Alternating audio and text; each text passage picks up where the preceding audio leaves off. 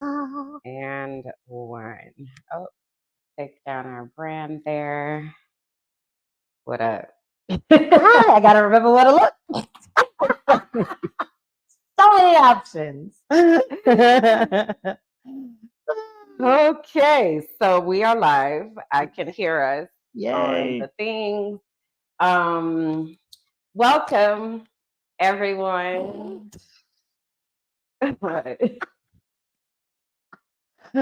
Look, okay. Listen, it's a lot going on. So let's just start out by saying, as y'all are coming in, please say hi. We need so much support today. I don't even know how to describe it. So please say hi. Please send us some love in the comments. It's a lot. It's a lot that's happening. And also, please stop and share. Today, I'm going to start off with giving a blanket trigger warning. I don't know what might trigger anybody, Right. but we are going to speak freely and allow the conversations to go where the conversations go. So our hope is that you have the time, energy, capacity, ability, understanding, willingness. There it is. To be here with us. Hey okay. Now. So having said that, you ready? Ready. Welcome to So You Don't Put Syrup on Your Grilled Cheese. I am doing this from memory because where even is the things that I'm supposed to have? Take two. She's like, there it is. Great. So, welcome to So You Don't Put Syrup on Your Grilled Cheese. This is a podcast. We're real life cousins. And this is a podcast where we talk about things that we thought were normal in our families, such as eating syrup on our grilled cheese. And we realized after so much time that it actually was not everybody thing. And we kind of got it down specifically with the syrup on the grilled cheese that it may have actually happened at our two independent houses. I don't know. Family, if you're in there, let us know. So we're working that out. But this is where we do that. This is where we have those types of conversations, normalizing talking about mental health and healing and finding joy and having the ability to speak freely about those things because we don't be talking about stuff. And we believe that we should be talking about so that we can help people. So anyway, my name is Kim. Kimberland, Thailand, House of Jackson, Adams, and O'Neill. I am an empathetic energizer, intuitive, inspirational, innovator, seer of souls who are hurting, healer of hearts, and voice to the voiceless. Snap, snap, snap, snap, snap. Oh, we might have air horns today.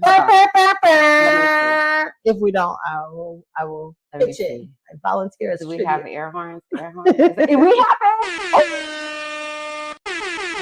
I don't know. You probably turned the volume down on all of that. Nope.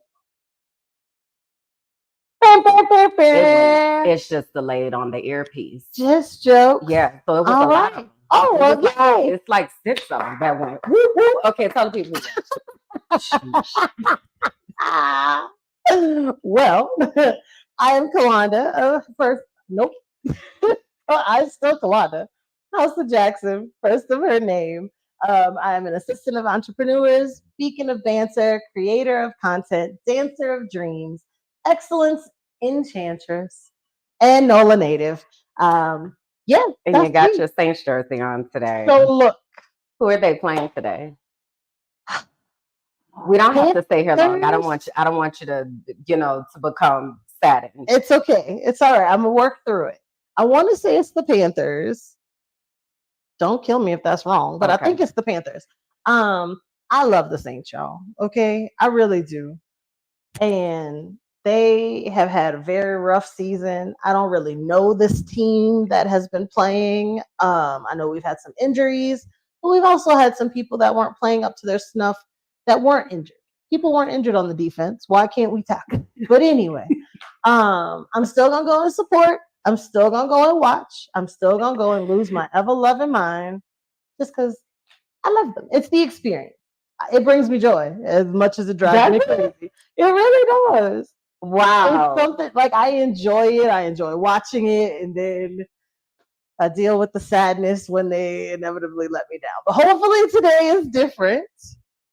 That is so interesting. So I'm also from New Orleans, and I, at this point, am a very, very, very passive Saints fan. I'm not going on my way to watch no game. I don't even know where my jersey is. Aww. I used to have a jersey. I probably couldn't fit it because I was big. Hey, And, it's a jersey dress now. You know, it's tight. I don't know where it's at. So, yeah, they be stressing me out, and I just ain't got room for it. Yeah. So I just had to let it go. Yeah, let it go. Yeah. But anyway, so continue. Yeah, it's just something about, it's not even just the Saints. I enjoy football, and I like the watching of everybody going through the whole thing and the talking trash. Like, I don't know. It's good for my spirit. Good. Makes me happy. And knowing that I'm a woman who enjoys it, there's usually not many of us. Mm-hmm. So then that's always fun to kind of see that dynamic. Mm-hmm. And then when guys try to tell you stuff that you do know what mm-hmm. you're talking about, then that's even more fun because then you can kind of put them in their place. So there's a lot of little parts to it that I do enjoy. I got you. I'm cool with it. If it brings you joy, I'm with it. Well, thank you, boo. Okay. I appreciate you. So we just want to make sure while you're here, you know what you can expect from us. First and foremost is going to be transparency. We've said it 1,000 times before. We are not experts in everything. Now, there are several things that we are experts in, and we will definitely share that knowledge with you guys. And we'll let you know when we're in those territories where we're not familiar, and we're going to ask you. And that's where you come in, where we ask you to interact with us, ask questions in the comment section that we can address during the show. Feeling free to comment, like, reaction, subscribe, share. And just have a good time because we're a hoot and we think we're extra funny. So I be cracking up. I crack myself. I have a great time with me and with us. You know, it's great. Get in here and enjoy it. So that is what you can expect from us.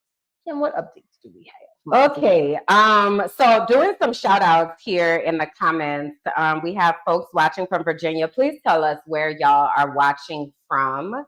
So that we can shout you out because we are really, really, really appreciative of y'all being here. Amen. Also going to ask y'all to stop and share for a moment so that we can get as many folks in here as possible because we do need to have some real conversations today that we feel like a lot of people can probably relate to. Correct. So wanted to say that. All right. So updates. Here we go.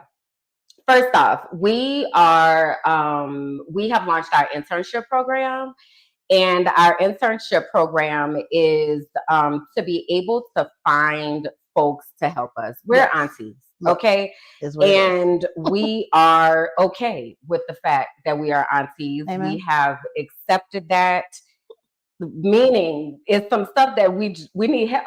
Okay, so currently, as y'all seeing this stuff pop on the screen, that's me. That's me right here. Pressing the button. Okay, I'm pressing the buttons and talking and being here. Okay, so having said that, we are looking for people that can help us. Yes, we're looking for editors, producers, video engineers, sound engineers, chat moderators, social media managers, virtual assistants, graphic designers.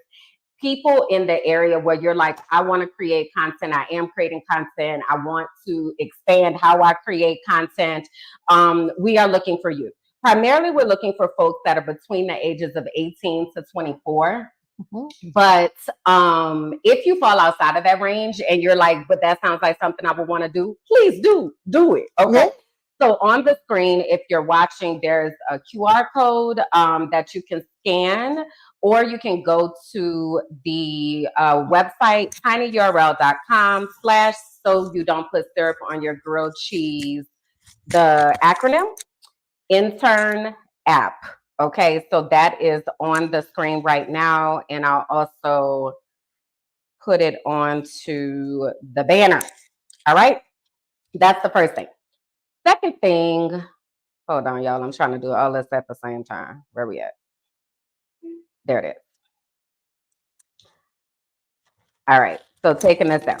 The other thing is we have a segment called Ask An Auntie that we submit, or you submit, not us. You submit scenarios to us as aunties, and then we give you our advice, right? We've lived on this earth at least 40 years. At least. So there are some things that we've learned that we feel like we can help those who might not yet be 40 be aware of before that time comes. So if you have questions, dilemmas, scenarios, you're like, child, I need to ask somebody, and I can't ask my people, I can't ask my friends because my friend's stupid. That was my testimony in my 20s.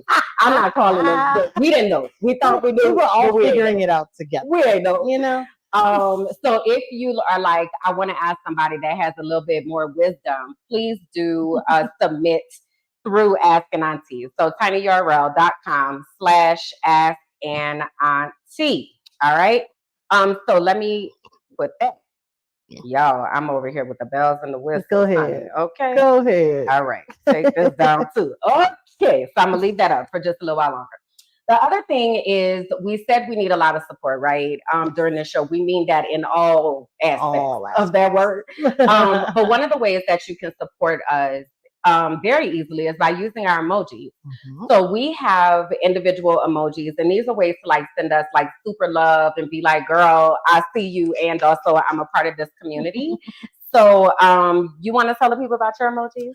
Well, I have two emojis. They are the ladybug and the blue heart. The blue heart, cobalt blue, is my favorite color. It just brings me absolute joy. I really want to focus on being loved out loud and loving out loud, and not really having to try to decipher relationships that I'm in.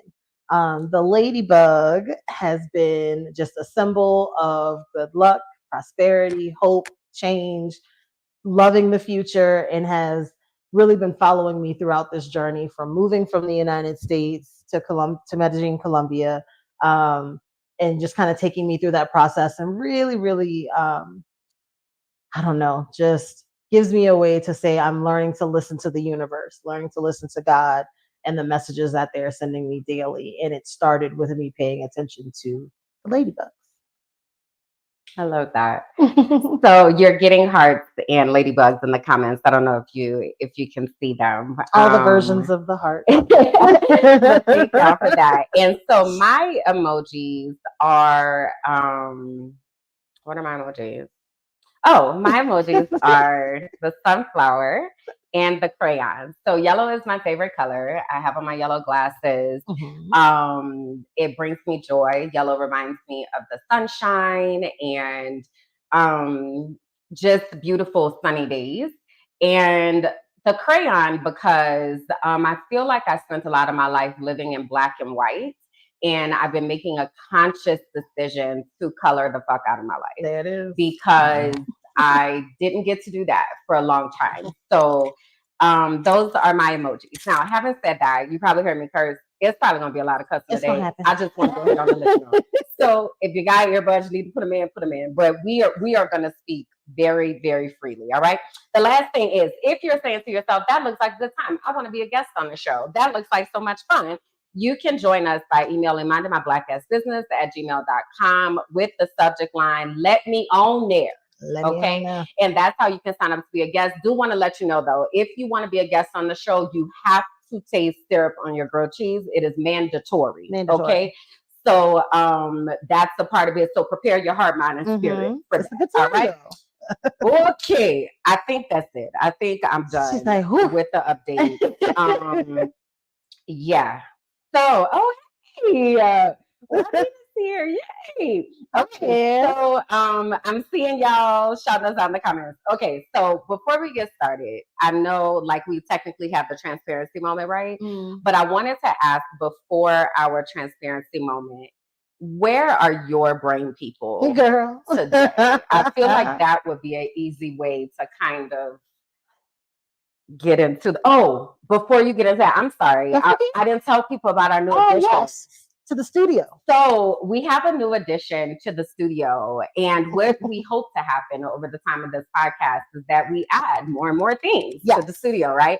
So we have our first submission of artwork to the studio. This art was created by Bianca Goolsby. She's there in the comments, so shout out to Bianca. And this is her creation. She came here to visit in Medellin, and she left us with this, just free to be. And I really feel like this kind of encapsulates what the spirit is here, that we just want to get to a place of being able to just be. Yes, ma'am. And not feeling like we got to do all of these things, right? So wanted to submit that. If you want to add something to our studio, you can email us at mindingmyblack-ass-business@gmail.com. And let us know what you want to add, and then we can arrange for shipping and all of that kind of stuff. But I didn't want to overlook that. Okay. Love. Brain people. Should I explain what brain people are before we talk? Because y'all might not know what brain people are. Also, this is your first time watching. Can you tell us that in the comments, right? I definitely was sending out all of these invites today. Please, please, please, we need people to support us. Come see us. So brain people is the way that we explain what's happening in our brain. I actually did a post the other day, and I was asking people about meditating. I saw that. And a lot of people in the comments were like, my mind is so busy. I don't really know how. I've tried. It's so busy, right? So all of that that's happening, that's what I call brain people. Okay. They're doing stuff. So if you imagine your brain being like a corporation or a business or something like that, and there are people that run the operation. The easiest way to explain this is if you've seen Inside Out, where there are the different emotions, right? It's kind of like that. You might have it by emotions. You might have it organized different ways, right? But it's our way to be able to really understand what's happening in our own brain, and to be able to understand what's happening in someone else's brain. Okay. So let us know where your brain people are right now and what you think about it. If you're watching this live in the comments, and if you're watching the replay, tell us about your brain people. So there you go. Your brain people. My brain people are everywhere. Okay. I currently have a headache out of this world. But it's weird because my brain people are they're functioning. Okay. So I am giving them claps for that. I woke up, I edited part of the ebook. Oh wow. I actually did that, and then did some, well, not laundry, but straightened, did my makeup, got ready, was out here on time. So I'm calling all of that progress. Yes, major success. You know what I didn't do though? I didn't do my sage normal kind of process, or get my song of the day, or my mood of the day, which is usually very intentional and grounding, and hey, before you get out of the bed, start here. So I'm a little off the routine today, but I'm open. So right now, it's not particularly focused, I will say. Okay. But the pieces are there. Okay. And they're accessible. Okay. And I think that's a start. I do as well. That's fantastic. My brain people. Yeah.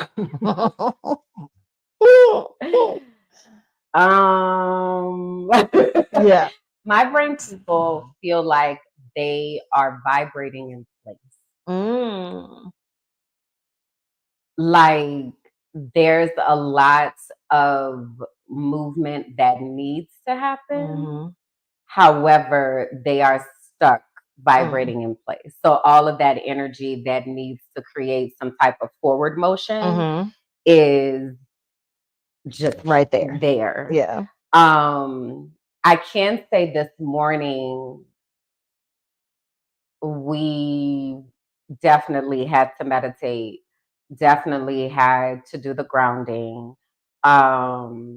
I don't think I've journaled in probably a week, but I did at least write something down in my journal today.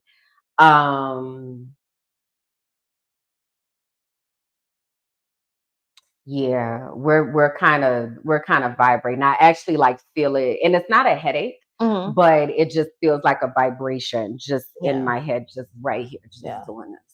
It's giving me, you're giving a great description of it. Okay. But what I pictured, I don't know why, and it's probably because it's been more recent on social media, this meme where the lady's like, I got it, and then, or that, and this, and that. Like, that's what that feels pretty accurate. Yeah, like there's so much. Where do I even start? How do I do this? And okay, let me, that feels really accurate. Yeah. So, that's where my brain people are today. Today is Dia de los Muertos. Yes. Which is actually my favorite holiday now. Love it. However, I'm not necessarily celebrating it because there's been so much going on, and it's also very difficult to find the flowers. What? Why are you laughing? Told you my brain. They're here, but they're doing different things. What happened? I have been looking for this hair tie.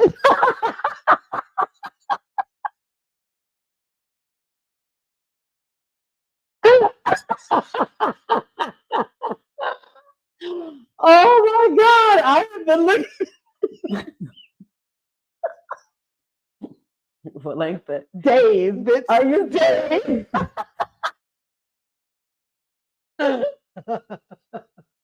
I bought hair tie because you were looking for the damn list. I keep telling you, take the braces off. All rubber bangles from Buddha Girl. They look like metal, but they're not, and you can wear them all the time. That's funny. I am so sorry. I am so sorry. I'm glad you found it. Tears. They're real tears. Oh my God. I'm glad you found it. Okay. You are so silly. You know, I appreciate that I'm not having to figure everything out by myself and that you're here. I really do. The bitch you couldn't find. It's okay though. You're in trouble, girl.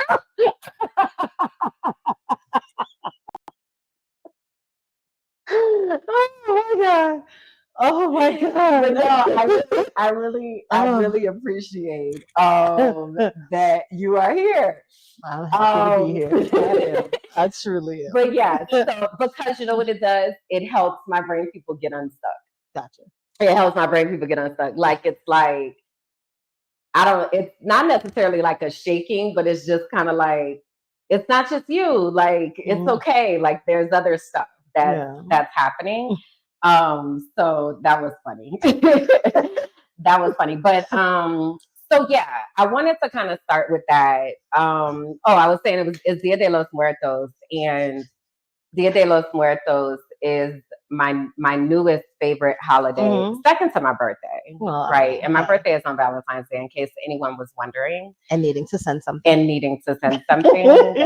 That's February 14th, but I'm always accepting gifts early, okay, or late, like whatever. Just whenever the spirit moves. But that's my first favorite holiday. Okay. But Dia de los Muertos has become my second favorite holiday because I really understood the meaning of it when I was in Mexico. I always grew up thinking like it was about skulls and death and witchcraft and stuff. And it has nothing to do with any of that. It's really about a day that is dedicated to communing with your ancestors and inviting them into your space. Usually you would use flowers. It's marigolds in English, and for some reason the word is escaping me right now in Spanish. But if anybody knows, if you'll put it into the chat for us. So you do that. You put out water for the long journey. You put out salt and their favorite foods so that they can season it, as well as pictures. And I somewhat, I don't want to say I have an obsession with it, but I get very contemplative about the ofrenda. Okay. So the ofrenda is the altar that people try to demonize, but the ofrenda is where you put the pictures of your ancestors in order to keep their stories alive, right, and to talk about who they were to the family. If you've ever seen the movie Coco, it gives a very, very, very beautiful depiction of Dia de los Muertos, and you can really get a better understanding of what it's about. But I become very contemplative about whose ofrenda I'll be on.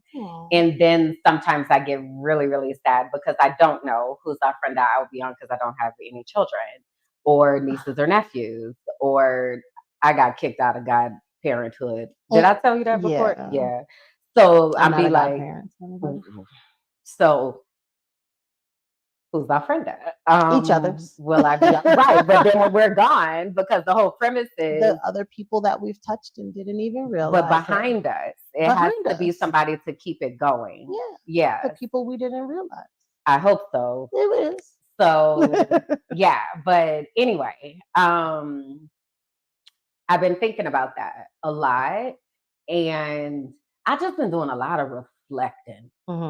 Also, I'ma probably cry. It's okay. I allow myself to feel my feelings.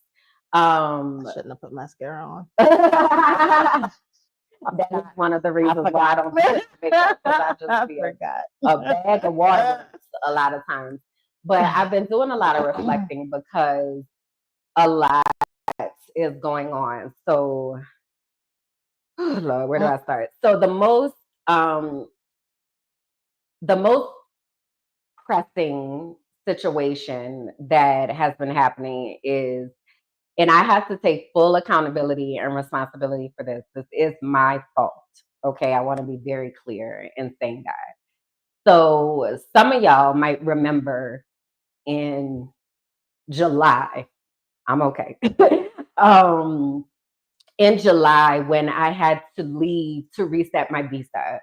So I wound up leaving and I went to Panama, and it was a nightmare. It was so crazy. Like, the people in Panama I don't even remember what hardly happened, but it was like when I had missed my flight because my flight to Bogota was late. And then I was like, the day before I would have to leave before getting deported.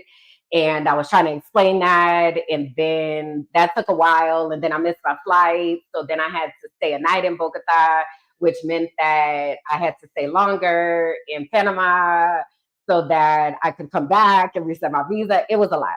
It was a lot. It was a lot. It was a lot. It was really, really stressful. It was a lot, but I knew that it was something that I had to do.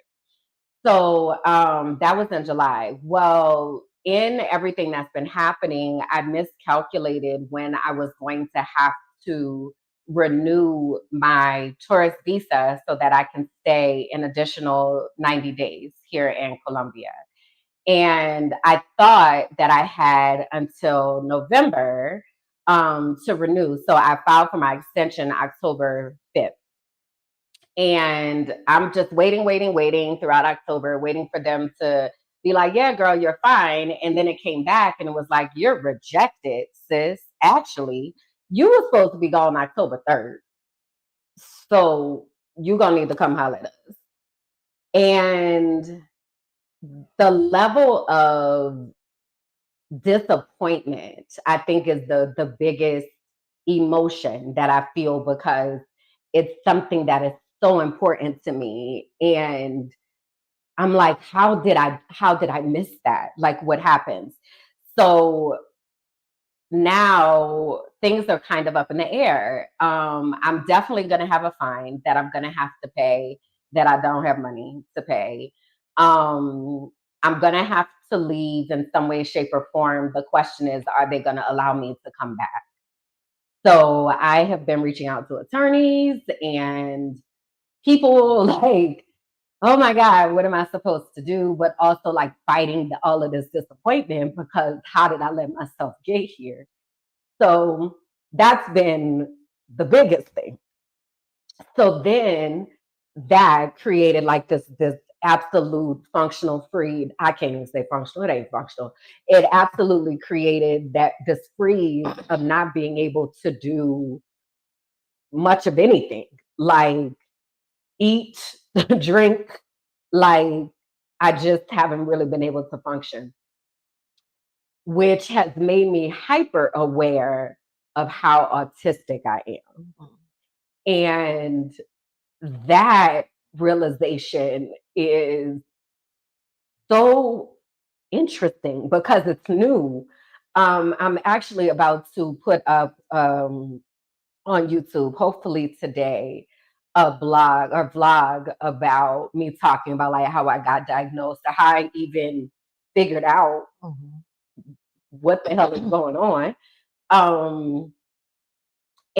and how it landed at autism. And autism is not the only thing. Right. There's also ADHD and OCD, as well as PTSD, anxiety, depression is a lot, right? I was saying to myself the other day, one of the fears that I had with our family was growing up and having diabetes. Right. And having to be on insulin and like all of that, right? So I tried to be, especially since I left, one of the reasons I left was to reverse all of that too. Right.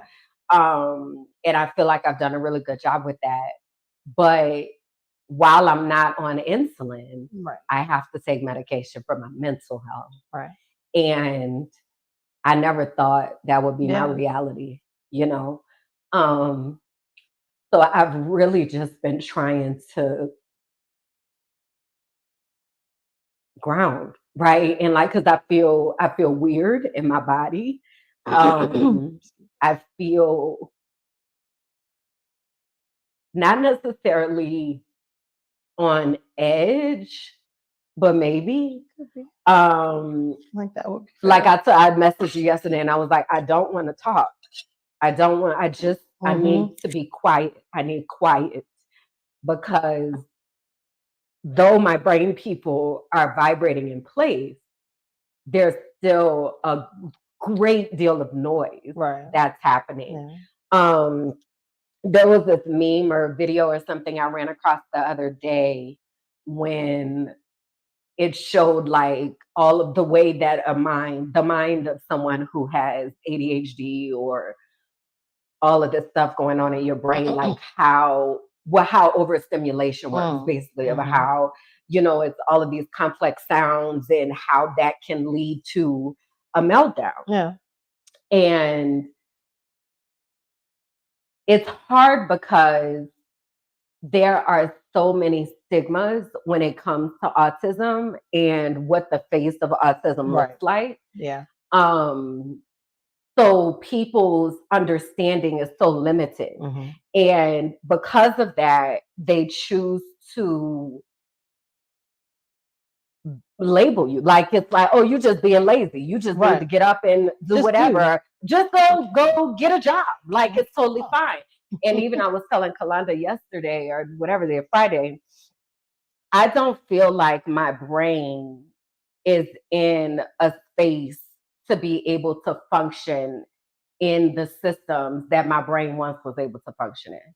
So there are certain things I'm able to do with ease, right? So for instance, I coach teachers and do professional development. That's stuff that I can do without even thinking about it. Like it's just ingrained in me. I've been doing this for almost 20 years. Like, it's fine.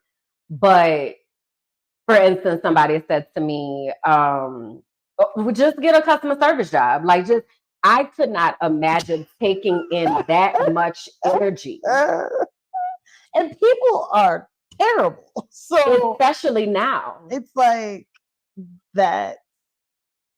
No, that would not feel calming. That would add way more stress. Absolutely. Because people are a nightmare. In the teaching and in the development field, people are there and are receptive and they want to be a part of that process. Customers, right? They're just waiting for a reason to be able to flex their muscle on somebody. And woe be unto you if you happen to answer the phone and you get everything, all the burnout that they're experiencing, you know? Right. And I try not to,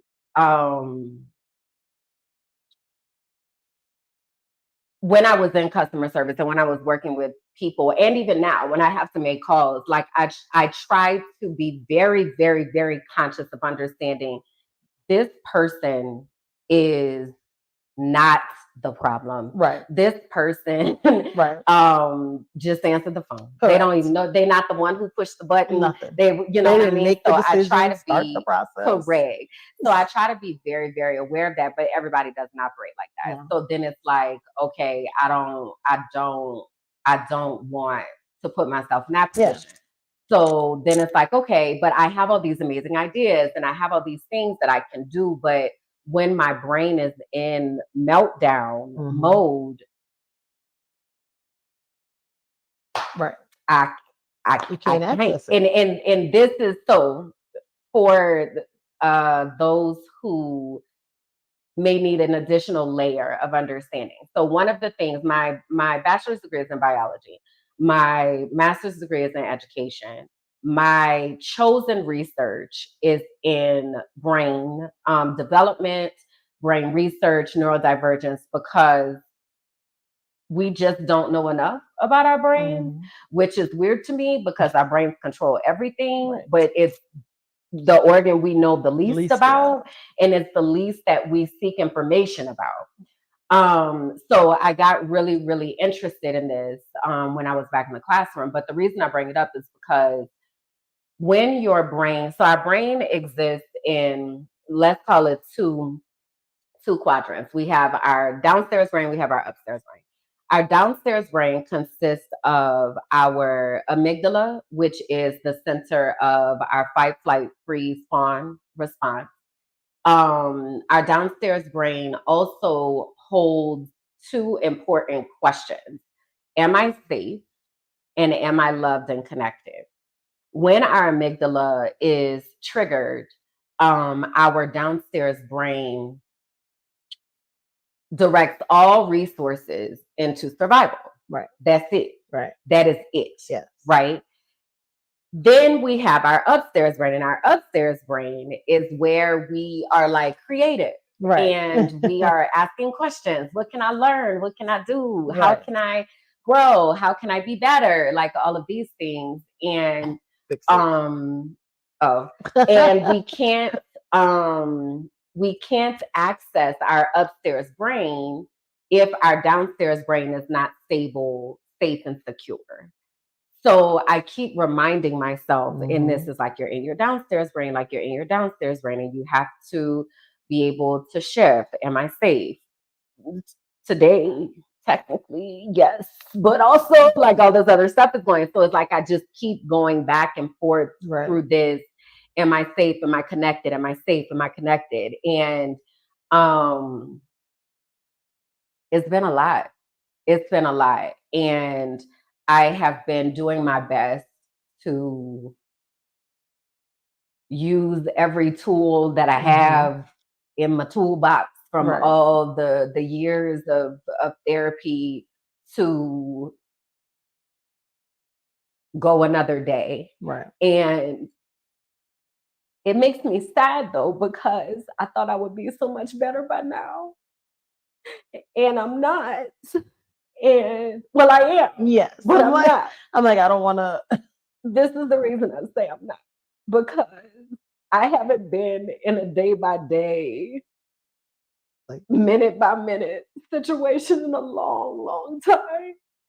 And it's so hard to, I keep saying to myself, I was so happy just like a week ago, and I was painting and like everything was great. And now everything is just like crumbling into little pieces. And then it's like, it's okay, it's gonna be okay. And it's like, but it's not okay. Like it's not. So yeah, it's been a lot. It's been a lot. Yeah. And I'm just doing my best. I'm doing my best. And realizing, like, for instance, I told you, like, I'm going back to my phone fast on Tuesdays. So some years ago, when I was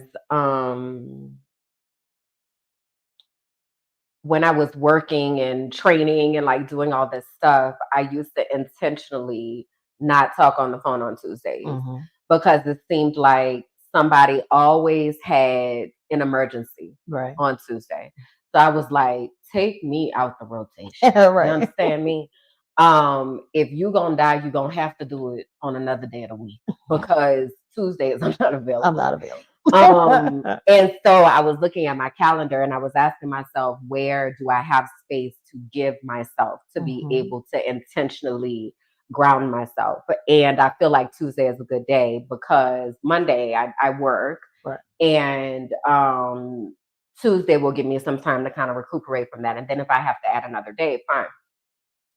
But I'm happy about that because the other thing that has become abundantly clear to me that I really hadn't thought about is the way that people will dismiss let me back up. When you are transparent and vulnerable about your life and you practice emotional integrity and you choose to share the things that nobody talks about, people will frame everything that happens in your life around that. Oh, that's just your trauma acting up. Oh, that's just because you got the PTSD and whatever. It's like you're broken, as opposed to honoring and acknowledging and empathizing with what is happening, right? And this has been, if y'all saw the last episode and maybe the episode before that, I don't even remember when this happened, but and I do want to intentionally talk about this. So we have a Patreon, and the Patreon historically for me has been the safe place to go and be like, yo, this is what's really going on. Because the people that are there are paying at least $5 a month to be there, to say, I support what you're doing, right? Financially. Right. So because of that, they get an additional layer of information, an additional layer of access, right? So historically, the Patreon has been my safe place. And what happened is my mother, who I do not have a relationship with, I have not talked to because of her own actions, came into the Patreon. And I feel like that's when things started declining because that energy, I feel that. Like I feel that energy even when it's not present in the space. And it also makes me think about the way that people will rejoice in my hardship. And I just don't understand why that is. I really don't. I really do everything that I can to help to put joy out into the world, to put love out into the world, to counteract all the negative experiences that I have had at the hands of family and people who are supposed to love me. Like I make intentional choices to be that person. And it is confusing and heartbreaking and frankly fucked up that there are people who are like, that's what your ass gets. You wanted to leave? Well, that's what you get.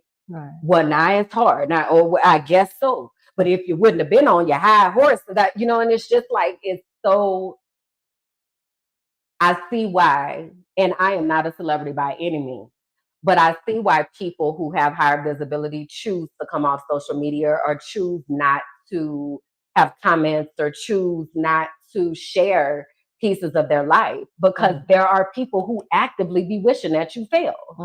And so that has also kind of been in the mix of things that I've been thinking about. So I've been asking myself what that looks like. Again, we're looking for social media managers. Hello. But what that looks like to process all of this, what do I actually need to know about? What do I actually not need to know about? When you work on the internet, your job is on the internet, right? And my work is on the internet. So, but also I feel like they win if I don't talk, because it's a level of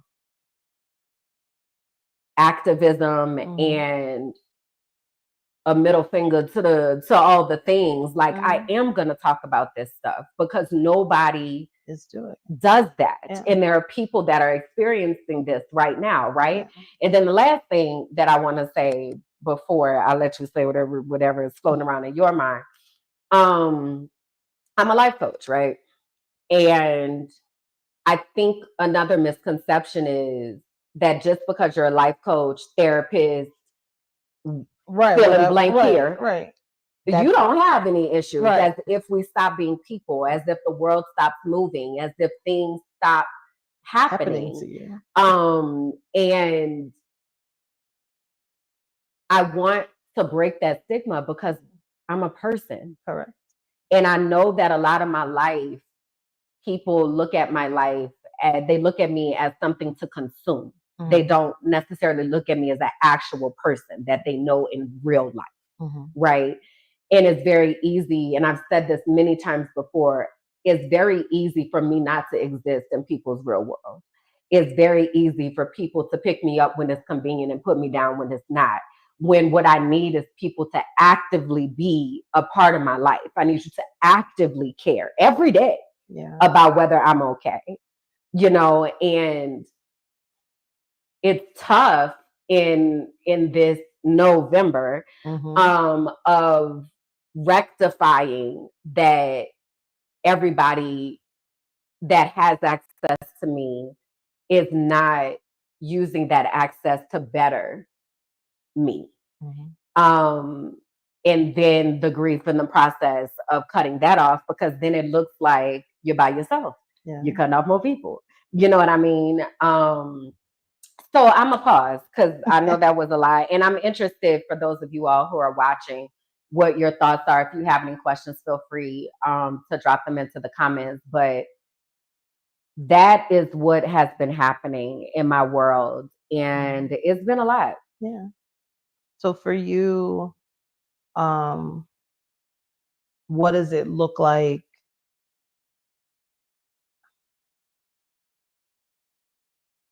I guess one, to address the freeze. What does it look like to say, okay, is there somewhere that I can reframe some things to give myself a little bit of room, to give my brain people, an opportunity to assist me here? Have you been able to identify any of that? Because I know trying to find it while you're in it is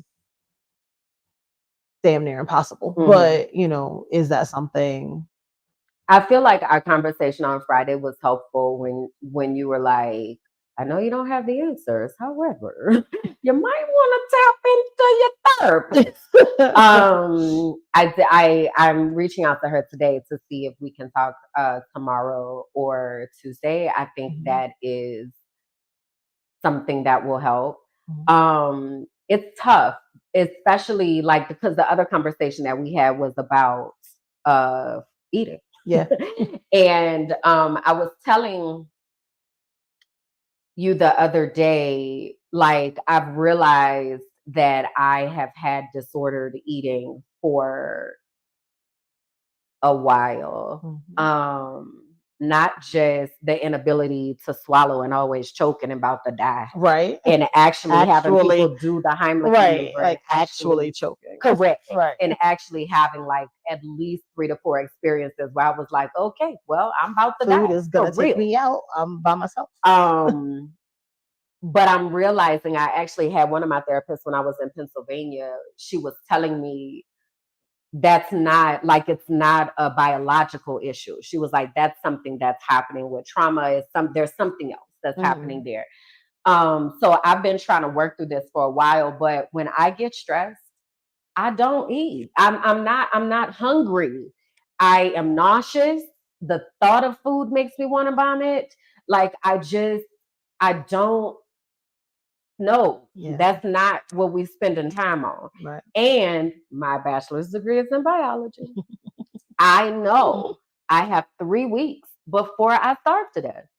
So I am not pressed if I don't eat today. Like, I'm just really not. Right. I will get something before I pass out. Right. Okay. But I wake up every morning. I remember one of my friends asked me one time, he was like, when is the last time you ate? And I was like, well, it might have been 36 hours at this point. So he was like, do you plan on changing that? And I said, I plan on changing that every day. Mm-hmm. Every day I wake up with the intention to eat every single day. Right. Today I'm gonna have oatmeal and I'm gonna have some apple slices and I'm gonna eat. And then it's time and I'm nauseous. Right. I can't fathom, putting food in my mouth. Right. Last night, finally, somewhere around, I don't know, maybe 9 or 10, I made 2 pieces of toast with peanut butter. So I'm used to just eating one time a day, y'all. And that's been a long time. Like, that's not new. That is something that's been happening for years. But I finally made that, and that was the first time that I had eaten. And I had to force it down my throat. Like, I was literally like, you are eating this because you're about to get a headache, and the peanut butter is going to give you protein, and it's okay. You're gonna just take your time. And it took me like 30 minutes to eat 2 pieces of toast with peanut butter because I did not have appetite. Yeah. So I'm doing my best. You know what I mean? The grounding definitely helps. And the meditation definitely helps. I haven't even been listening to music. I know. I said it the other day. I was like, it's been really quiet. Like, for both of us, it's been really, really quiet. Because this morning when I took a shower, I finally was like, Alexa, play music. And I was like, it's been so quiet. I know. Yeah. So I'm trying to like put those things, those practices back into place. But yeah, it's frustrating. I met with my psychologist last week, or maybe it was the week before that. And she was like, okay, you need to like focus on getting yourself back on track. And it's like, how many damn times do I have to get myself back on track? Why the fuck I can't stay on the track? Well, hey, because you're a person, but you're not a machine. Routines are for machines. And that's why it's hard for people to find the ones that work for them. And they change constantly because you're changing constantly. Your triggers are changing, your perspective is changing, just your basic needs are changing. And it's hard to give yourself space for that when it's already called a routine, because the object of the game is it stays the same and it doesn't change and you just fit in it and keep going. But we're not built for that. Yeah. We're not built for that. That's true. Oh, look at that, a breath. I'm appreciative of the little thing. Hey, it's not. Yeah, and that's the other thing, is reminding myself to breathe, because I absolutely hold my breath and I'll say it like things are going and I'm like, whew, I'm not breathing. I'm not breathing. Like, but again, that's that, like taking notice of like how high your shoulders are. Are you clenching? Correct. And just that's why when you said like I'm supposed to be better, I should have been much farther along. And it's like, on one hand, I really hope you hear and continue to give yourself credit for the fact that you're not where you were. And I know that is part of the tape that's playing, is it's trying to take you back. And that's not true. And you have to tell yourself that. And you have to put little examples, even if they have to be physical, in front of yourself, so you can look at that and go, my brain is lying to me because it does that. Mm-hmm. It wants to go back to what's familiar, and it wants to take you back to a familiar place because it feels like it has a solution from that place. Yeah. This place today is uncertain and unknown, and that is scary, right? Yeah. So try to, even like I said, just something physical. It could be a picture of something of like, this is how far I've come. This is what represents that. And you can look at that and be like, shut the fuck up. You're a liar. That's a good idea. That's a really good idea, actually. Yeah, because my brain keeps taking me back to Mexico. I know.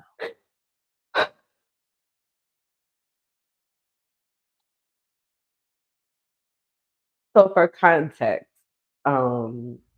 last year I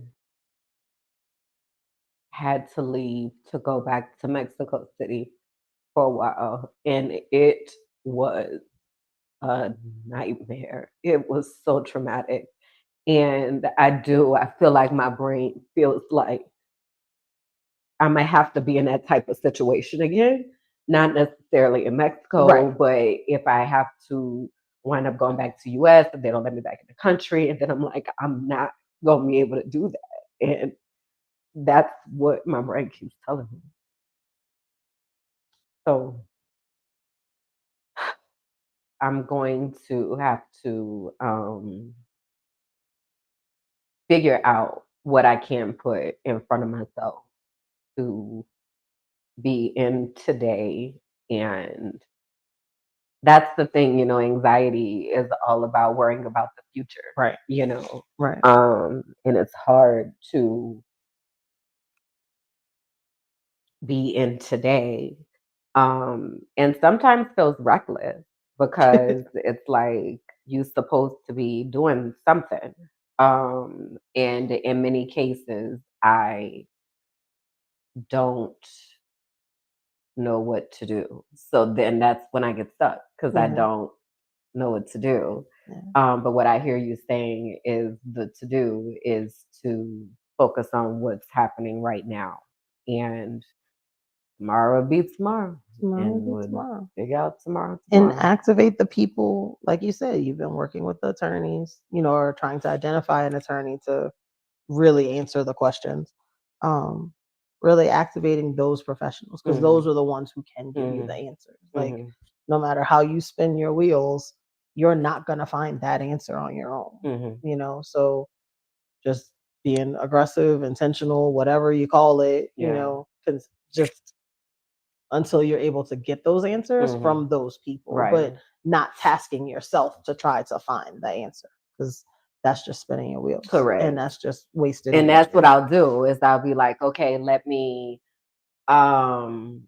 research and let me see and let me look at this blog and let me do what happened to somebody else who was in this and what and I don't know what those answers are. So that's good.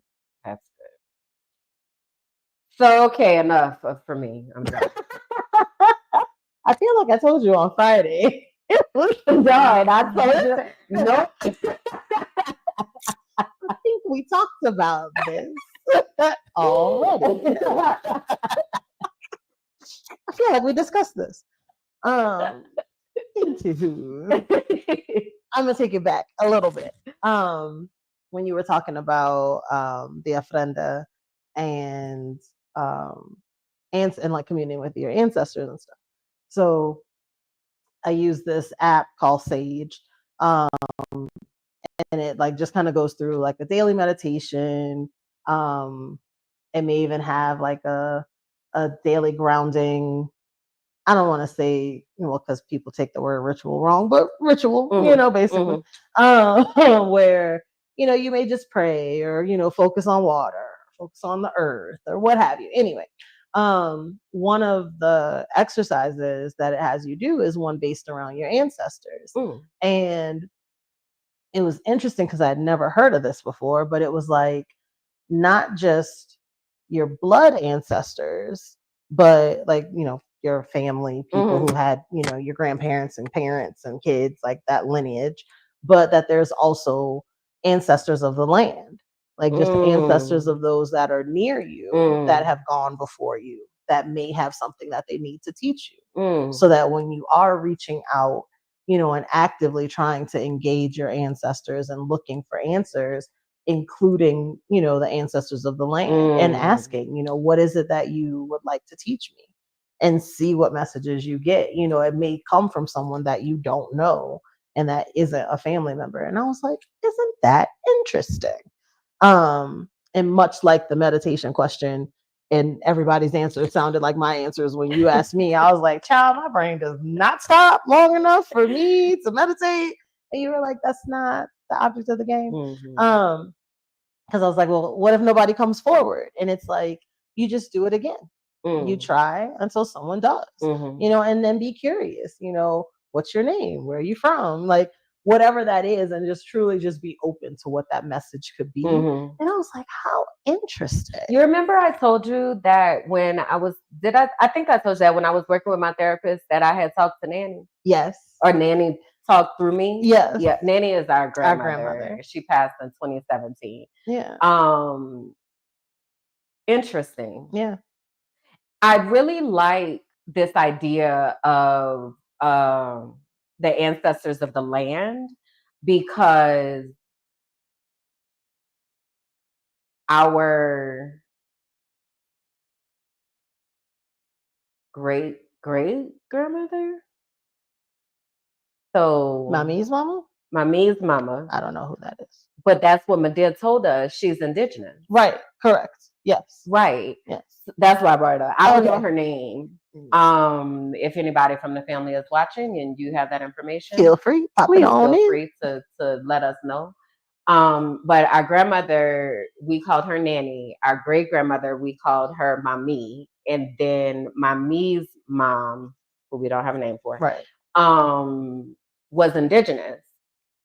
And I've been thinking about that a lot lately, especially when you use words like rituals and things like that, right? Because there were so many indigenous rituals of the land that we have lost contact with.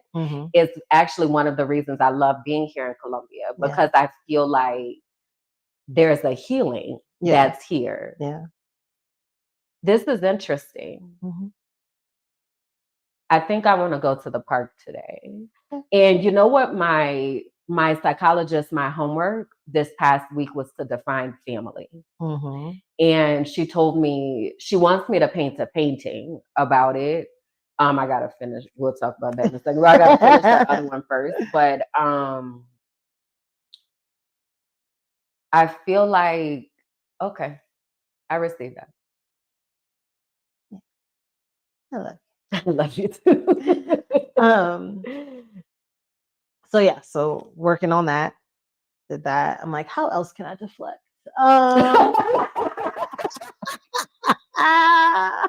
You so good. I do what I can. But no, I think you actually brought up a really good segue. So being here in Medellin, and feeling the calm. Oh, nope, not gonna do it. Kim feels her feelings. I push mine down. Okay. I am a work in progress. I mean, Kim is a work in progress too. She's in a different place in her process than I am. I'm still in the acknowledgement phase. I'll tell you when I'm fucking up. I will. So anyway. But yes, being here has a very calming feeling, and you definitely feel the spirit of the place. And living in Medellin and not living in like the town center touristy area, where a lot of American influence is, definitely gives you a different perspective. And coupled with the actual landscape of the country and of where we live, definitely leans to like that feeling of peace and relaxing and taking that moment.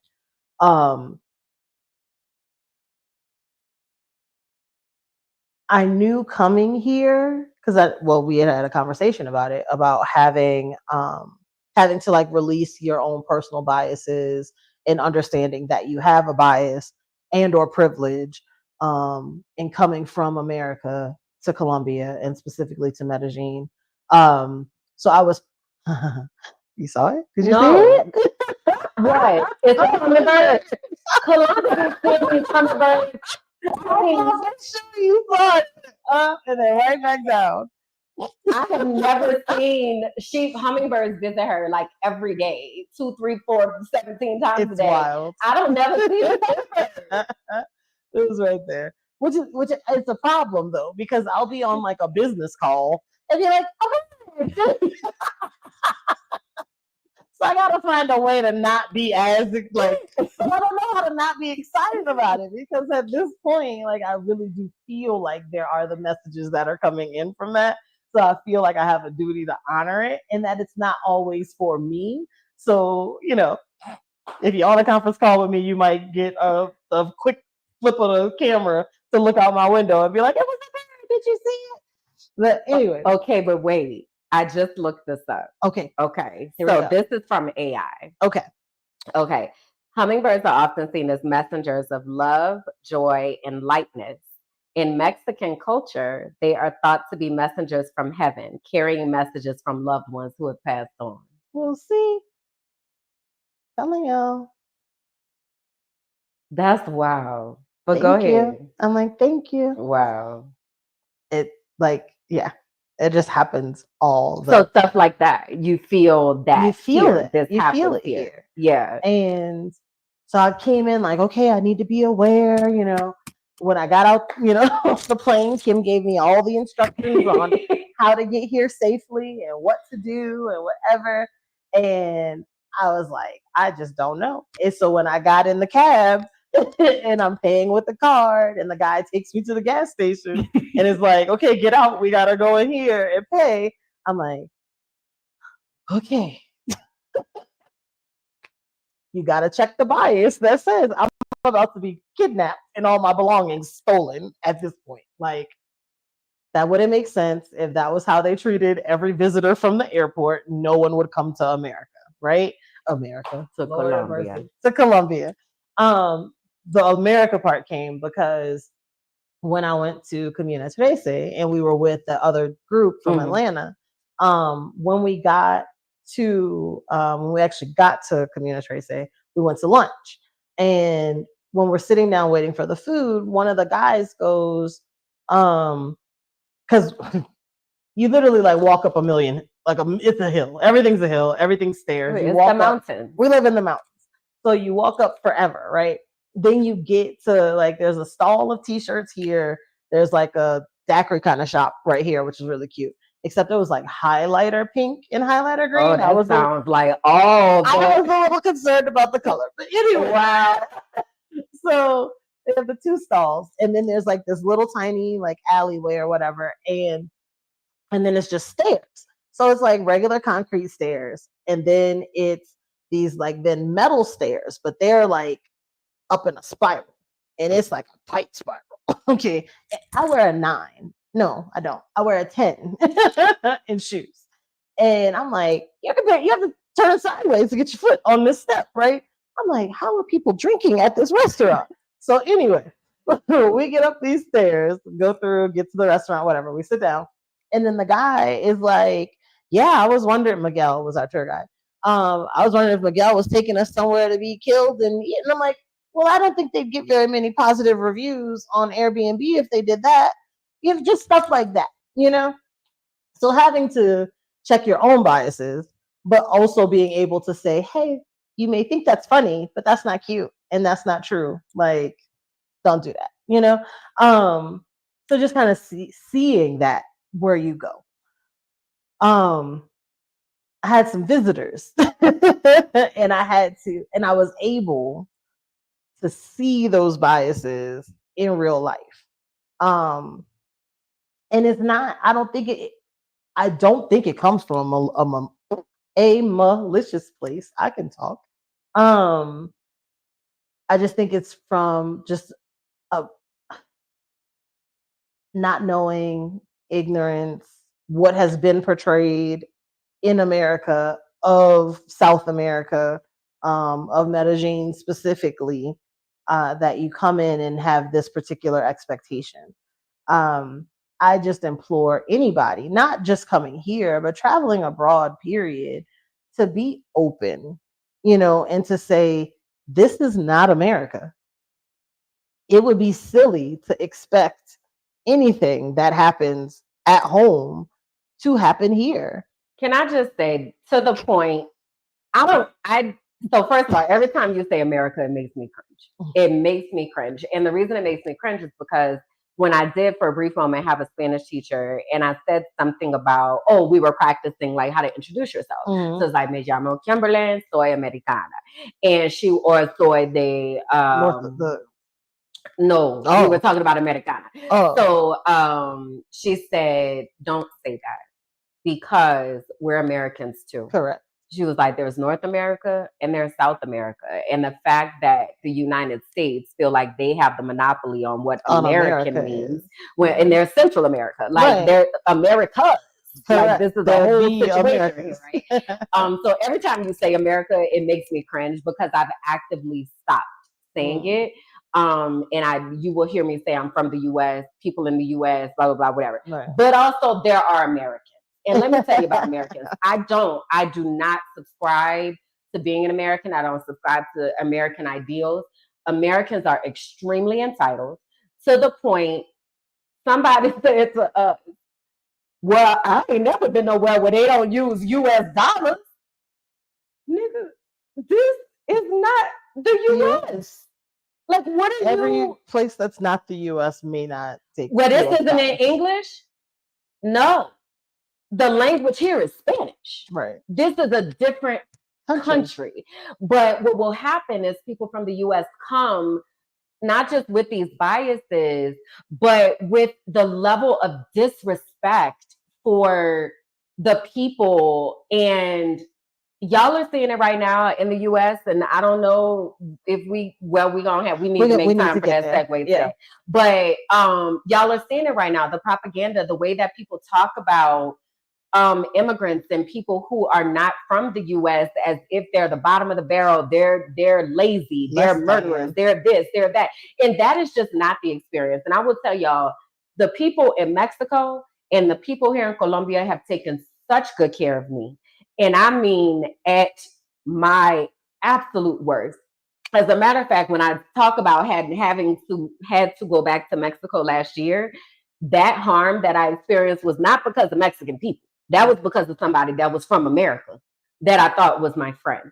So I have been able to depend on Mexicans and Colombians more than anybody from the United States of America. So it pisses me off.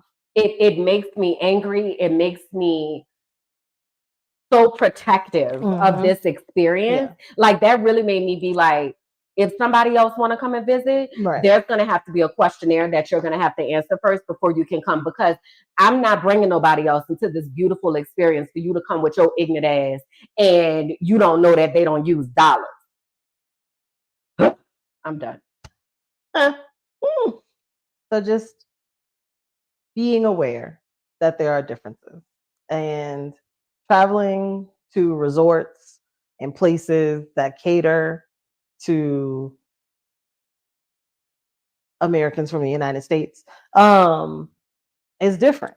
It's a different experience. And there's a way to experience these places without being disrespectful. Yeah. So that was that. in the most Kalonda way possible. So to know me is to know. It was a lot.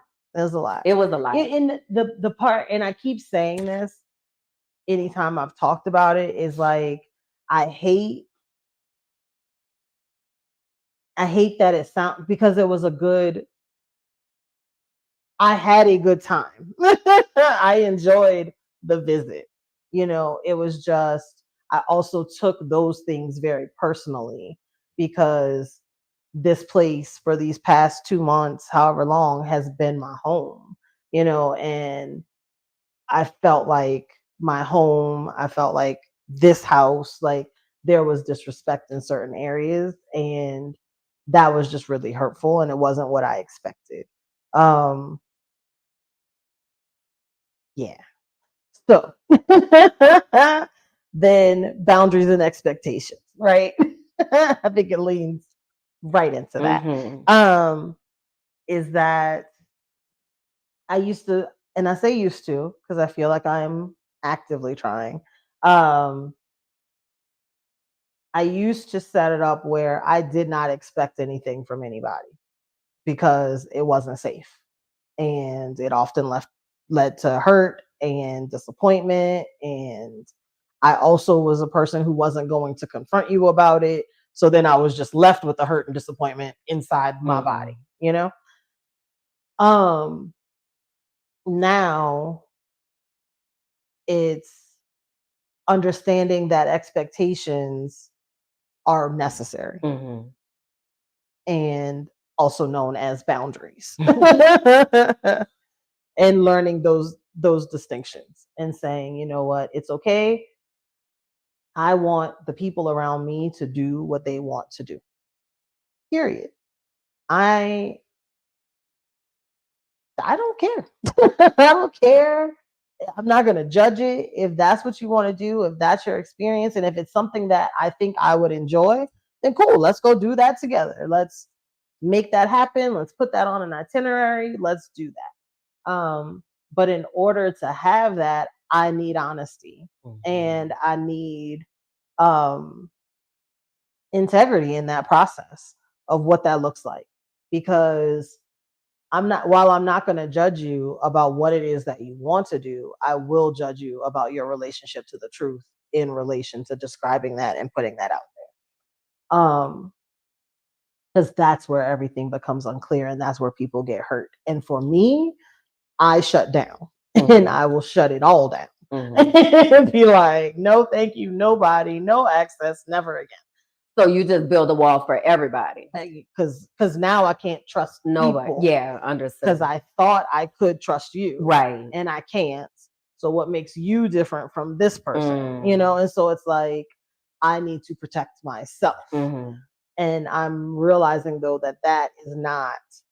that's not a way to live, you know, and so I have to get really intentional around who has access, who is able to get that close to me, to hurt me. And that level of vulnerability is new because I don't like it.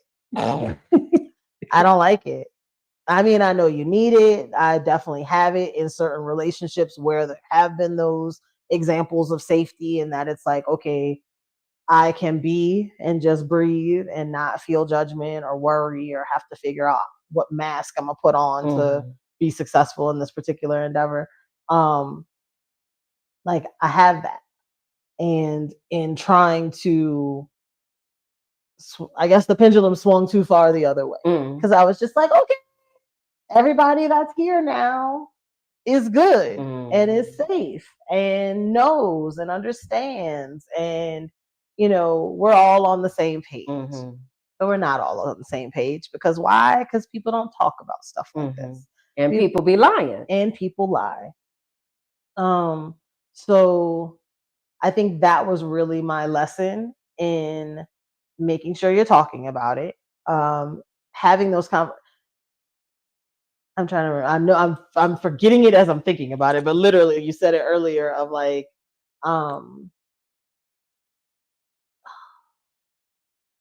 it was something about the relationships and the conversations that people have and how they show up. And all I was thinking was, but they don't know because no one's actually asking and no one's actually having those conversations. And you want that to be the case because those are the conversations and relationships that you have currently and that you've cultivated.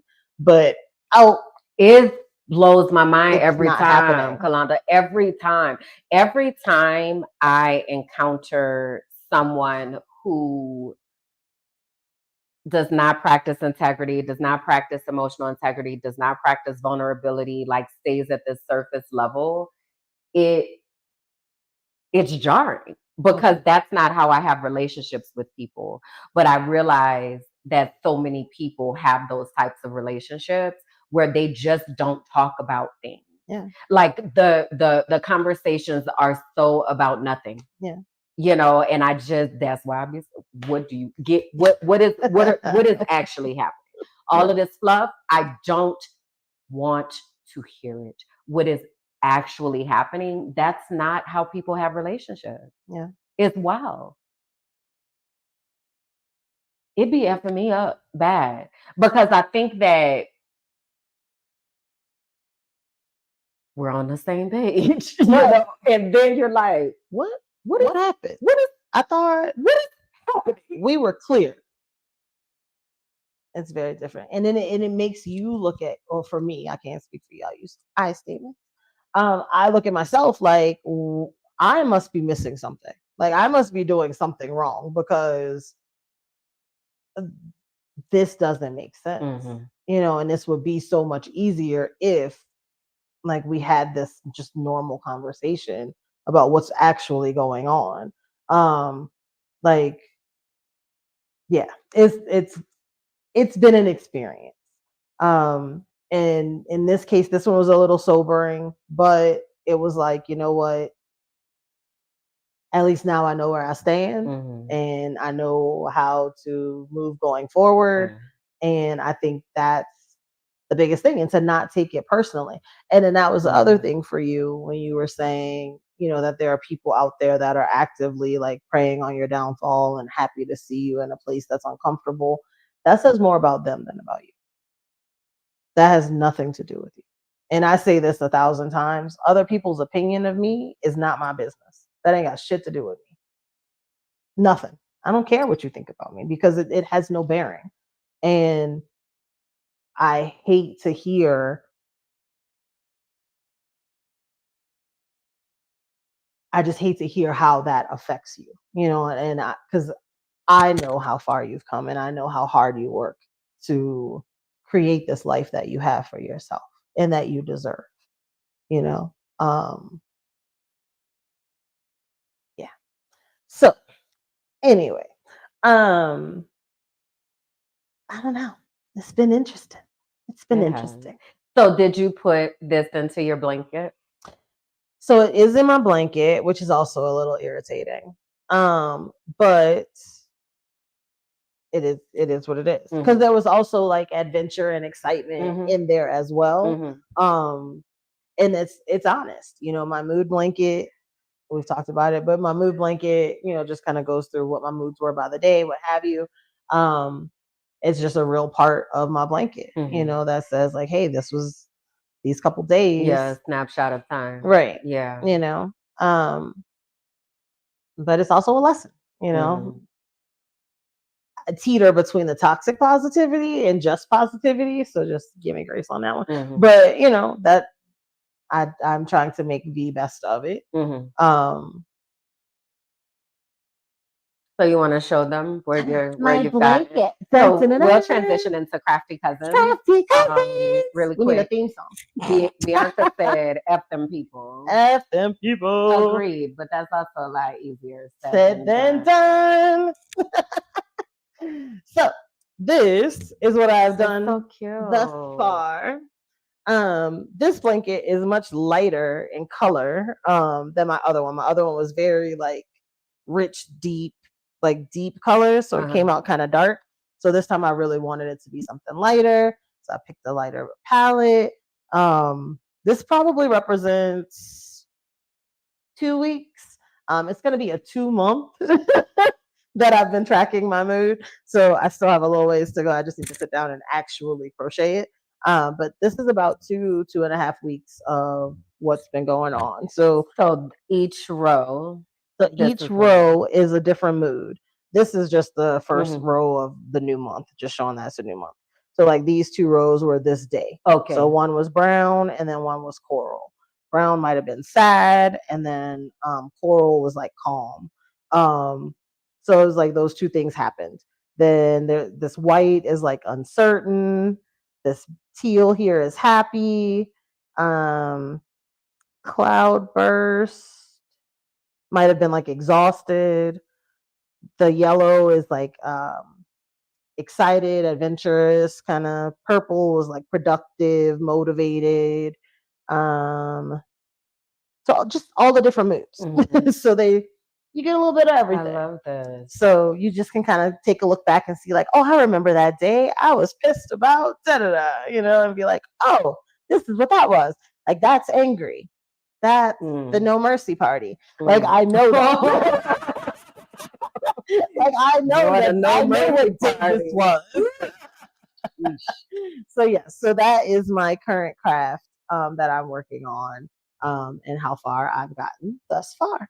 It looks so good. You Thanks. really know how to crochet. Well, I learned on YouTube, y'all. Okay, like I'm not a master crocheter by any stretch of imagination, but this is the only project that I use the actual hooks for.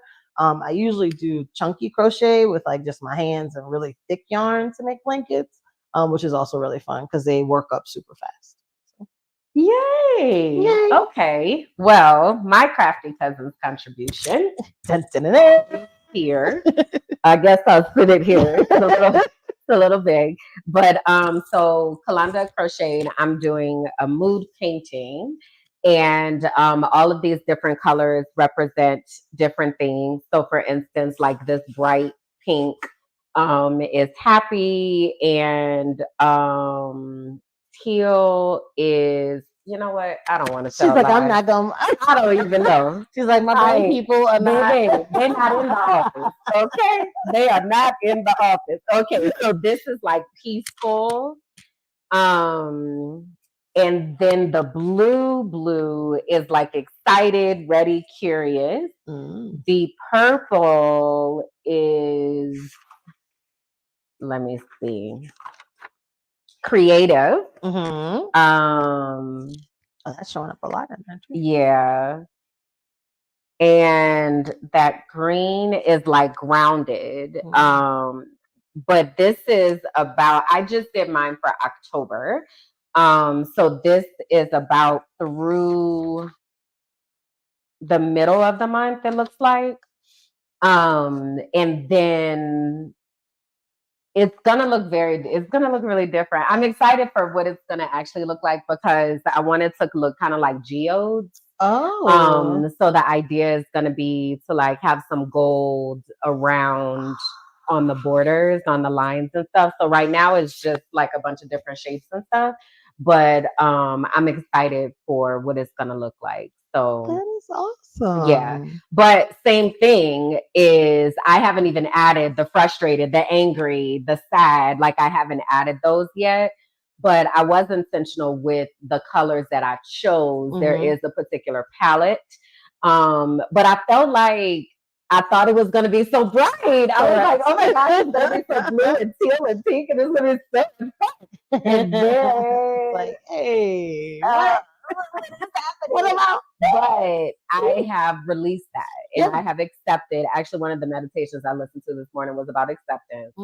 I have accepted that this was the mission. Right. And this is going to be a snapshot of what that mission was. Right. And that it is what it is, So if you are into art, this might be something that you want to do. If you're into crocheting, eventually our goal is for this to live here. Right.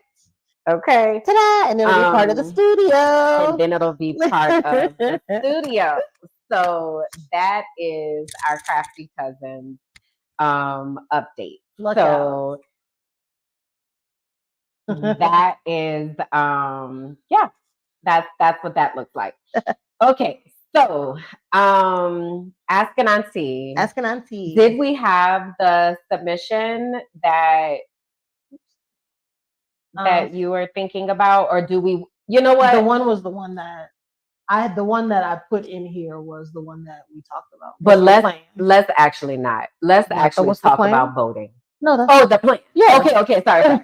Okay. Yeah. Sorry. You got it? I mean, yeah. I mean, it's just literally, what is the plan? The election is days away.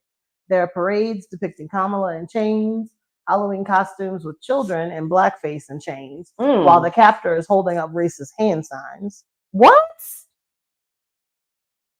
are y'all doing? What is really going on? Seriously, it was like 3 little kids. There's like a kid dressed up as Trump, and he's doing the little okay like symbol, and then he's holding a chain that is attached to 2 people. One of them is a guy in blackface, Obama, and then the third is a girl or a lady in blackface, Kamala. And these are children.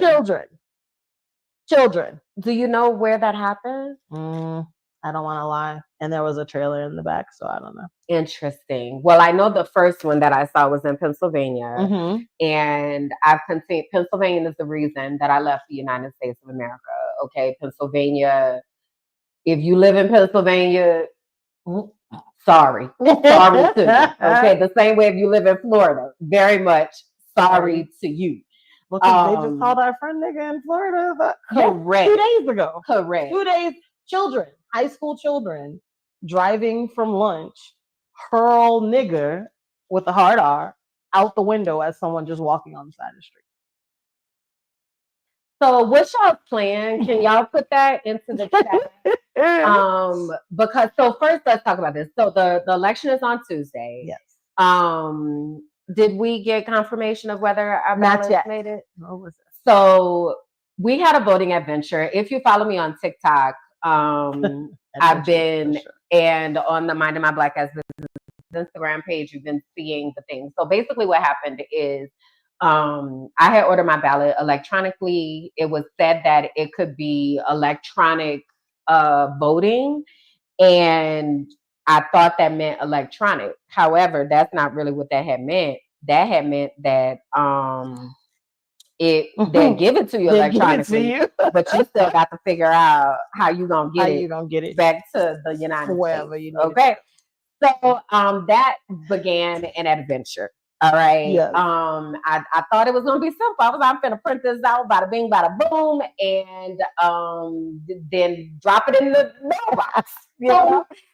So I had gone to DHL, FedEx, and asked if I could mail my ballot. And the lady first was like, "Oh, you should take that to Bogota." And for context, Bogota is a plane ride away. Like Bogota is like an hour and a half. Hour and some plane ride away, right? So I'm not going to Bogota. So I was like, I can't mail it here. So she's like, let me see how much it's gonna cost. She already knew. Exactly. So she gets in the thing, and the first time she comes up and she says $60 US dollars. And I said, oh my. What? Mucho dinero. Well, this will get it there in 3 days. Well, need that. So I said, okay, but what's the economy? The economy plan? Because we got a little bit. Because at this point, this was like these videos that you're seeing. This was like 2 weeks ago. 2 weeks ago. Maybe. Yeah. You can tell by my nails. Which I got a lot of compliments on, which was so crazy because they were so old. And I was like, oh, look at you. But shout out to Vero, my nail tech. But anyway, so I get to there and she's crunching $60. So I was like, economy. So she's like, $40. And I was like, one letter. This is only solo una carta. Just one. Solo una carta. And she's like, see, it out. So one, I ain't got it. Okay. Two, if I don't still think I would be doing it. I appreciate democracy, and I am absolutely a U.S. citizen, and also it feels like a poll tax, and that's wild to me. Of why how you shouldn't be able to just Americans who are abroad, we don't have a system set up for us to vote. That we got to jump through all of these hoops to be able to vote. Like this is wild, right? So I want to be clear. My frustration ain't with Kalonda. No, because they set up the system, and I'm having to do this as a U.S. citizen to vote in the U.S. election. That's what I'm trying to understand. We ain't got no secure portal. Nothing. Really? I mean, I feel like it should be very simple.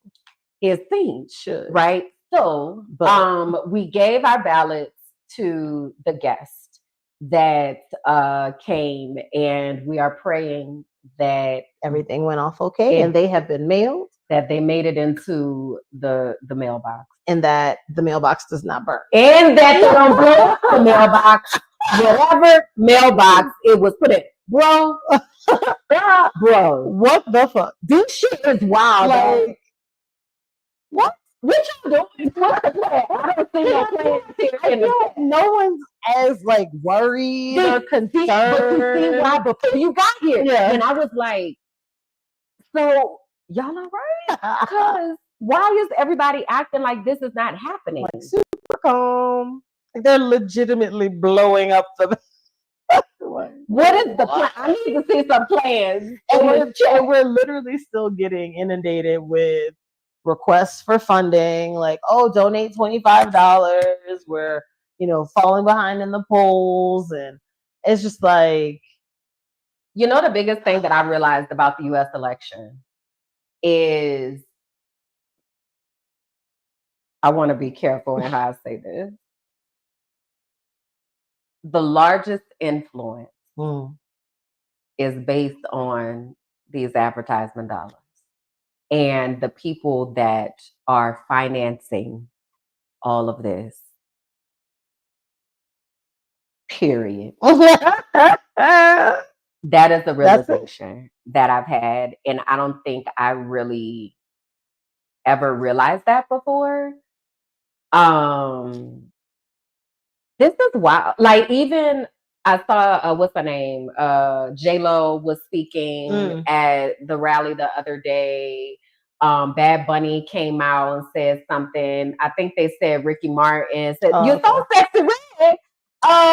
She changed? She changed. I mean, she said, "Don't tell her what to do with her coochie." Oh, now she okay. Now she didn't remember. She didn't think he. Okay. All right. I mean, and I've seen people change their minds, where they came out and they were like, I'm voting for Trump because he don't give us tax credit. And it was a woman. I'm like, but you have a whole vagina. Like, anyway. Yeah, and then came back and was like, oh, I've done a little more research and I've decided. And it's like, what was the research you did in the first place? Thank you. Thank you for the switch. Much appreciated. But also confusion. Lots. Because I guess I'm more intrigued by what caused the switch. Like, what was the straw that broke the camel's back? Or what was the... Everybody, I think in that particular case, it was the backlash of, what do you mean that's where you're voting? These are all the things that this person is for. And them going, oh, like when presented with facts, like, oh, maybe that's not a good idea. But I go back to the last election that he won, that a majority of Hispanic women voted for him. And I didn't understand that. I mean, you talk about voting against your own interest. Hispanic women voting for Trump is wild. Wild. So I don't understand. It just, I don't know. So I'm putting this question here into the chat. What is the plan? What is y'all's plan? What is the plan? Where y'all going? Because regardless of who wins, because he said it's going to be a bloodbath. That's what the man said out his mouth. If he doesn't win. Okay, he already incited a riot on the Capitol already before. He's saying again, it's going to be bloody if he doesn't win. If he does win, he's already said he plans on being a dictator. So, I mean, when I did the math, I got down to 3 suitcases and a backpack. Exactly. So I'm just wondering what your thoughts are, what your plans are, how, and then to see. You have a comment that says pray. I'm trying. Prayer work, but it's got to be more than that, y'all. It has to be partnered with action. It can't just be praying, especially in. I mean, no state is necessarily safe, right? But if you live in a red state, particularly, for instance, being in New Orleans, which is where we are from, right? That is a very blue experience. Correct. Right? A lot of black people, progressive stuff, right? You know, kind of. Outside, very red, bloody. Very. In Florida, I lived in Tampa, very blue. Rest of the state, very wow, red. Right? So like Tampa was blue, maybe Jacksonville, you know, I don't even know if Tallahassee was. I don't believe Tallahassee. I don't think it is. It can't be. I don't believe that it is. I don't think. And what I know is down there in Miami, that is very much Republican Trump deal. Very nice. Okay. So we got to do more than pray. That's the point. Is we got to do more than pray. And I'm concerned. And I don't understand how you all are not concerned. Correct. Or are you concerned? Like, I don't know what's about to happen. And we're asking what's the plan. We understand everybody can't leave. Okay, fine. But what's the plan for you to maintain your mental health? Right. What is the plan for you to be able to be safe? I saw a lot of people saying that they were taken off on election day, but the election is not going to be called on election day. Yeah. I don't believe the election is going to be called for a while. Yeah. Because they're blowing up mailboxes. And if the answer isn't he won, he's going to fight the results regardless. So state by state, like don't for a second think anything other than that is going to happen. So what's the plan? We try to understand. And what is the plan? And in creating the plan, I know you started to say like we know everybody can't leave, and that's not necessarily the thought, but knowing that a lot of the things that you may have in your head as barriers to leaving aren't really barriers. Language, cost, visas, all of those things, when you really take time to sit down and look at it, it becomes a lot more accessible. If you just go off of what you've heard over time of, oh, it's like the education system or the health system there, or you know, the crime, a lot of that stuff is a full-on lie. A lie. Like it's absolutely propaganda. On Bumble the other day, this guy was like, oh, why did you move? Why did you move? Like, why'd you move here? Mm-hmm. And I was like, because they were like, America is so great. And I was like, there's a lot of money spent to make you believe that. I'm like, but that's just not the experience. Great is not working 55 hours a week to barely survive. Great is not having to have multiple families living together in order to have any type of living ability to live. Great is not having control over your freaking body. Your own body. Children not being safe in school. Like, because one thing I'm gonna tell y'all, I don't ever worry about, and you can use your eye statements. I don't never worry about getting gunned down in the street, at the mall, nowhere here in Columbia. Not on any day, one day, ever, at all, not ever. Never. I feel safe. And it's so funny because anybody that I've talked to out here that has come to visit has always asked me, like, do you feel safe? How is it? And I'm like, I feel fine. We went to the mall. We went and waited for our Uber to come pick us up. Got up to get in the Uber. I hear this guy go, Chica, Chica. I turn around. He's holding Kim's phone. He's like, hey, like, she left the phone at the table. No thought about it. We went to visit this place, bought a bag. My friend put her bag around her body and put it towards her back. The lady came out from around the counter and was like, Mira. Flipped it right to the front, was like, here, let me show you how to zip it. Like, you're a tourist. You're going to be in touristy areas. And they prey on tourists in certain places. If you're just where everybody else lives, you're fine. But if there's like a concentration of... the same way if you go to New York and you're in Times Square, New Orleans, Bourbon Street, like it's the same. You go to Vegas, you on the Strip, like you got to keep your head on the swivel if you're gonna be over there with tourists and all of that, right? Our family life don't look like does not look like that. But just the fact that the people knew to like, hey, baby, let me hip you. So what may be they good be for you? looking out. It was They be like looking out. super nice. Yeah. So sweet. What's the plan? Y'all ain't put no plan. I ain't seen no plans get hit me. Okay. I'm waiting on. Let's see. On Let me check the mine. plan. I'm a read. Nope. Play. That's the only plan. We got one. That's it.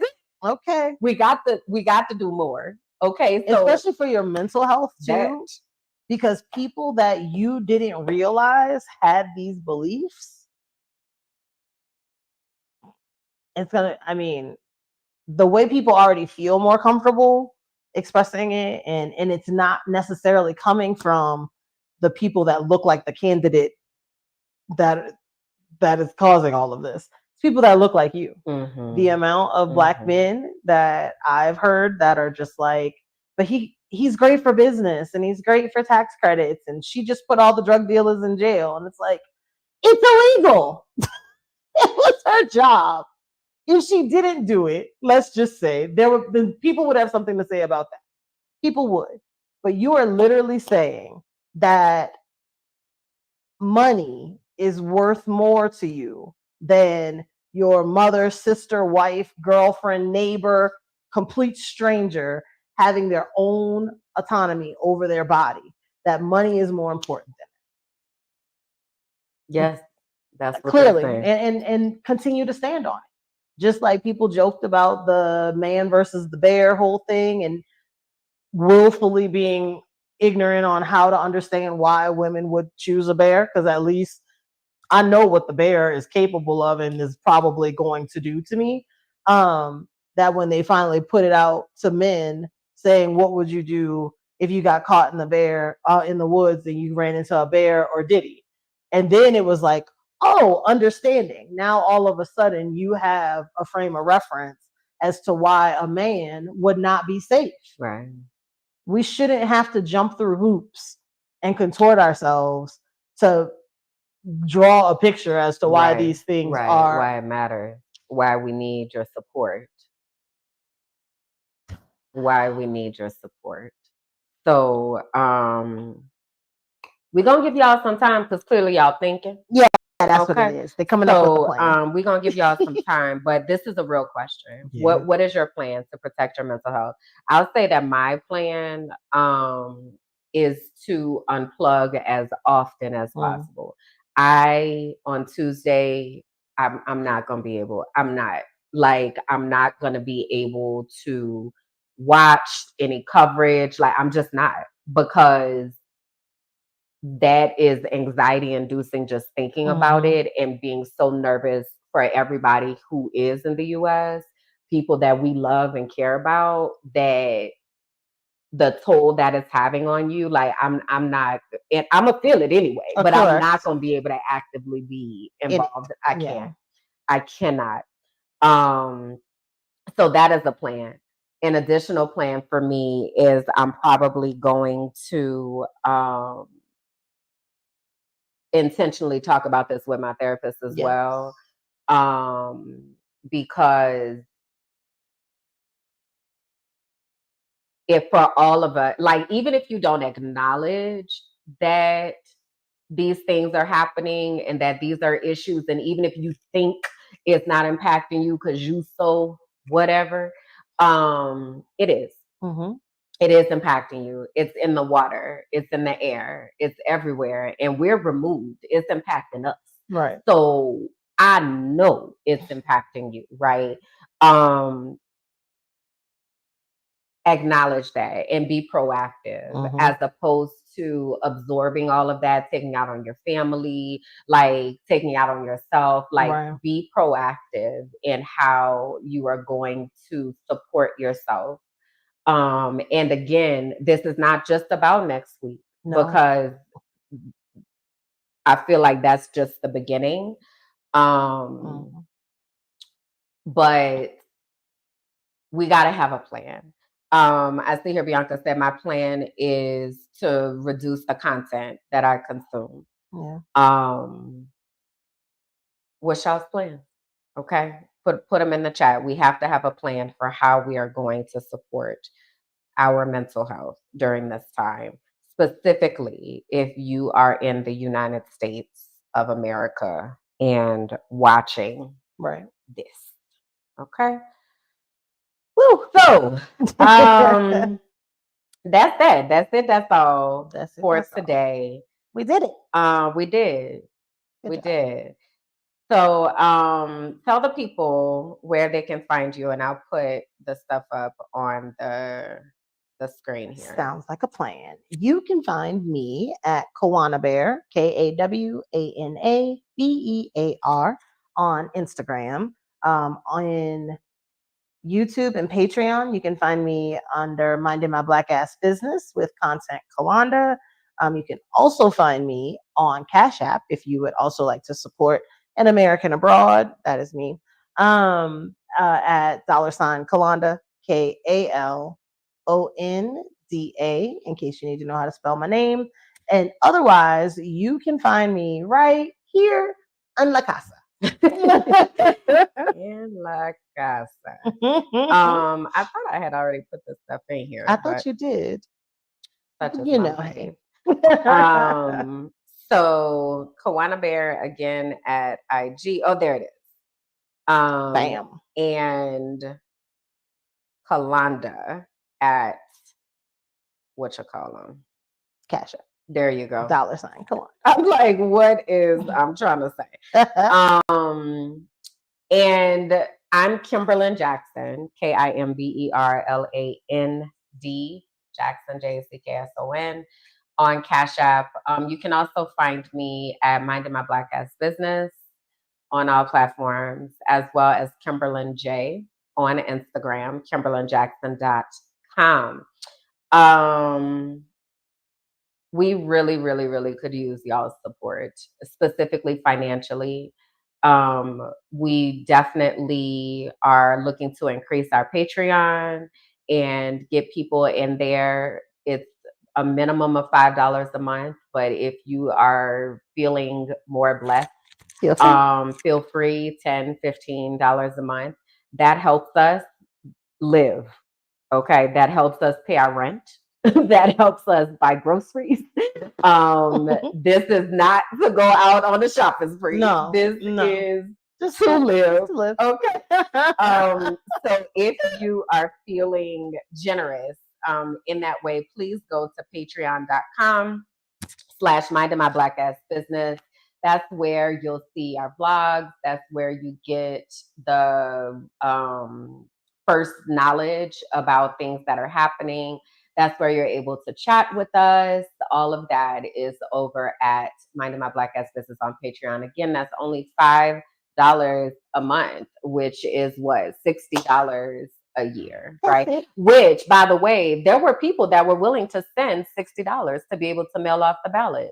Oh, well, there you go. Yeah. So if you were one of those folks where you were like, girl, I'll send you the money because your ballot needs to count, our ask is that you pledge that money to our Patreon. It is so much more supportive for us to know that we have consistent things coming in as opposed to one-time gifts. One-time gifts, of course, we appreciate that. Again, Cash App, Kalonda, Cash App, KimberlandJackson. But a lasting impact and actually you being invested in what's happening in our lives, us as people, is over at Patreon. So again, patreon.com/minding my black ass business. We would love to see you there, at least $5 a month. All right. So having said that, we'll be back in 2 weeks. What's our next November 17th? Come see us. November 17th. We'll be here unless something happens that we need to have some type of before then bonus or something. You know? We are praying hard. Very much so every day. For everybody that's in the US and praying that we all stay safe. Yes. And stay in good mental health. That's your right. hard work for the week is to tell us what your plan is to protect your mental health. Okay. That we'll be is looking for that. Our hard work. All right. We've been here almost 2 hours. Today was a long show. It was a lot that happened. We appreciate y'all for hanging out with us. And please share. Yes. Please comment. Please like. Like just go ahead on and like it now. Just smash that like button. it. that gives us all of that counts towards the algorithm promoting our things, towards other people seeing the content that we're putting out. Okay.